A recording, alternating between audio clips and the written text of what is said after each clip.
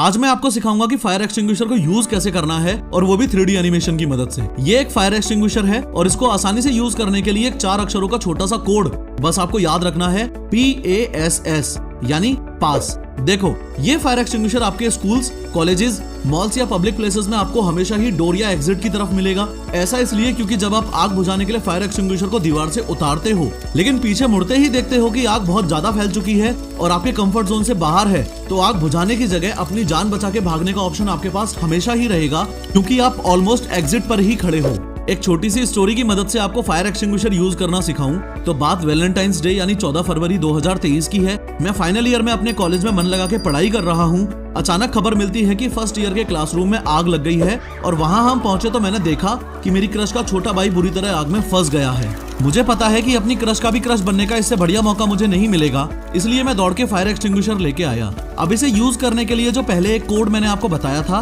पास, उसमें पहले P का मतलब है पुल।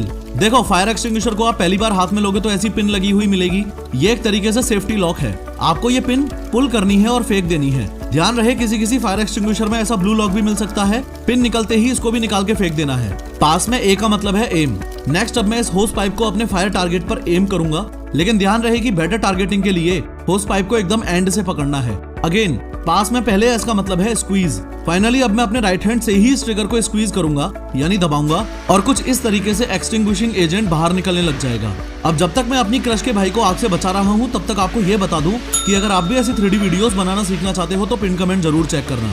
अब बैड न्यूज ये है कि सिर्फ 45 सेकंड में ये एक्सटिंग्विशर खत्म हो जाएगा, इसलिए आपको जल्दी से जल्दी बुझाना बहुत जरूरी है और उसके लिए काम आता है पास कोड का लास्ट वाला S, जिसका मतलब है स्वीप। यानी कि एक बार फायर एक्सटिंग्विशर चालू हो गया, उसके बाद मैं होस पाइप को ऐसे धीरे धीरे स्वीप जरूर करूंगा यानी हिलाता रहूंगा। इसके अलावा आग को जल्दी से जल्दी बुझाने के लिए 2 खास बातों का और ध्यान रखूंगा कि जब मैं ट्रिगर को स्क्वीज कर रहा हूं तो इसको पूरी तरह से दबाऊं, पार्शियली नहीं। दूसरा ये कि होस पाइप को इस तरीके से टारगेट करूं कि एक्सटिंग्विशिंग एजेंट को आग के बेस में मारूं, ऊपर फ्लेम्स में नहीं। कांग्रेचुलेशंस, अब आपको फायर एक्सटिंग्विशर यूज करना आता है, लेकिन अभी भी 3 बातें ऐसी हैं जो अगर आपको ना पता हो तो आप आग मुश्किल ही बुझा पाओगे। नंबर 1, किसी भी फायर एक्सटिंग्विशर का मोस्ट इंपोर्टेंट पार्ट होता है ये प्रेशर गेज।